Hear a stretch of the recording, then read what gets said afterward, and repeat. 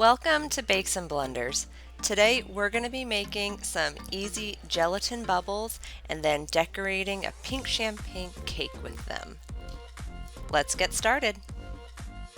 You will need quite a few supplies, however, they're fairly basic supplies, nothing too crazy that you'll need.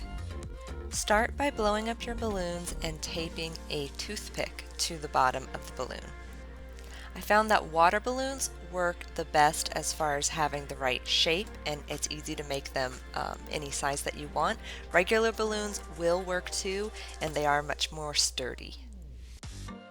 Combine a packet of unflavored gelatin with 2 tablespoons of cold water in a small bowl. Mix it up nice and well and try to break up any clumps of gelatin powder. Then set it aside to bloom for about 3 to 5 minutes. Once it has bloomed, you can microwave it for about 8 to 10 seconds until it is liquid. Now you can stir in any coloring or luster dust or pearl dust that you would like. You can find links to the products that I've used in the description box below this video. Apply a very thin layer of shortening all over the balloon. This is going to make it really easy to remove the balloon once the gelatin bubble is set. Now you can dip your balloon in the warm gelatin mixture. You want to swirl the balloon so that it coats evenly. Let the balloon dry while you hold it for about 30 seconds to a minute before applying the second coat. Dip your balloon again for a second even coat. After you remove the balloon from the gelatin, continue to move so as the gelatin moves around you don't end up with any large clumps on your balloon. So twirl the balloon in your fingers, and if you have any excess gelatin that's pooling on the bottom or that you need to remove, use that small paintbrush. After another 30 seconds to a minute of dry time, you can dip your balloon for the third and final coat of gelatin. If your gelatin looks too set or lumpy at any point, pop it in the microwave for about 3 to 5 seconds just to warm it back up. Once the third layer of gelatin appears to be mostly set and is no longer dripping or moving around, you can stick the toothpick in your foam block and set your gelatin bubble aside to dry. Our first gelatin balloon has just a bit of gold pearl dust in it to give it a nice little sparkle. You can also make very colorful gelatin bubbles by adding a drop of food coloring. This time around, I'm using a water balloon. As you can see, it has a more round shape, but it is a little less sturdy.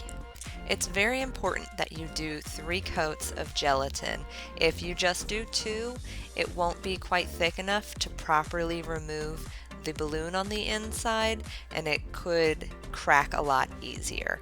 3 coats though is nice and sturdy. I've never tried 4, but if you really want it super thick, I suppose you could, but it's just not necessary.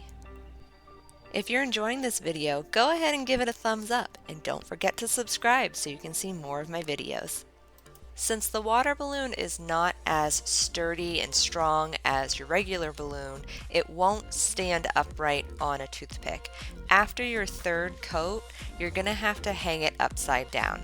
I just taped mine to my cupboard with some painter's tape, and that worked really well. Now you can leave all of your gelatin bubbles to dry for a full 24 hours. When they're dry, they sound a bit like plastic or glass when you tap on them. If they're not quite ready yet, they'll still have a little bit of that rubbery, gelatiny feel.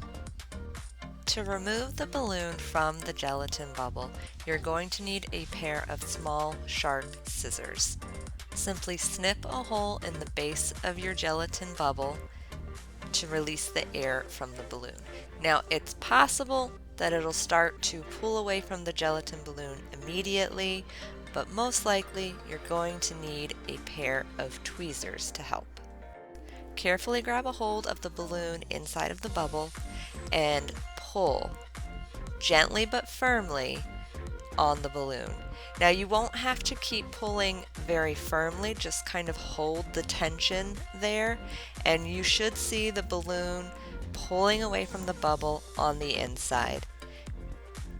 Continue to pull until it's completely released from the gelatin bubble. I'm wearing food prep gloves just to prevent the gelatin bubble from sticking to my hand or from leaving fingerprints on it. As long as you've properly coated your balloons in a thin layer of shortening, the balloon should come out fairly easily. Let's watch another one, but this time super fast.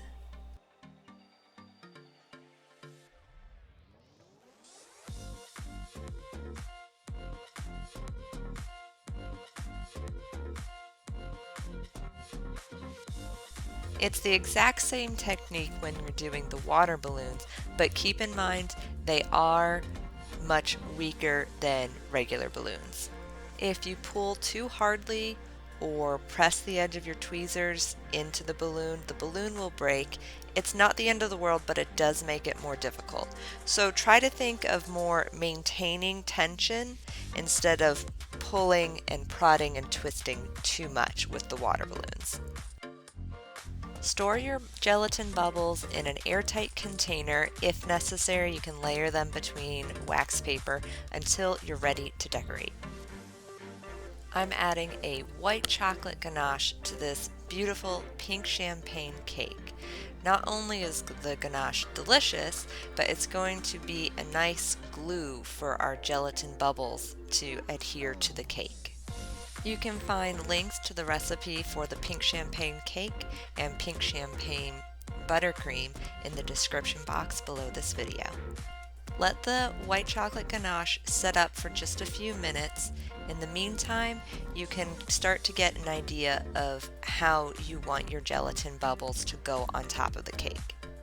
I placed my gelatin bubbles on a 6-inch cake board to give me an idea, but of course once you start putting the bubbles onto the cake, that might change a little bit, and that's okay. Place your gelatin bubbles onto the cake in whatever way you choose. It helps to have a bunch of different sizes of gelatin bubbles.